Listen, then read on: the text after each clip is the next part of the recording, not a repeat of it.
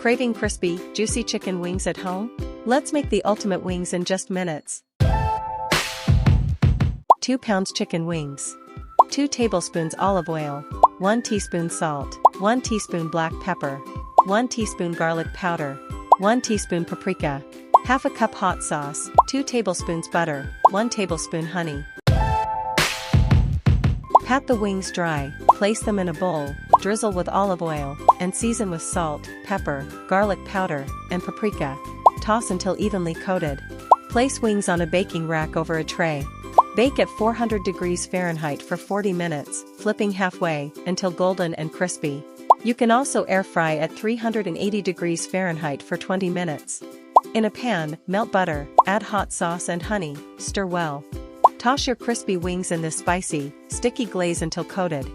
And there you have it, crispy, saucy chicken wings better than takeout.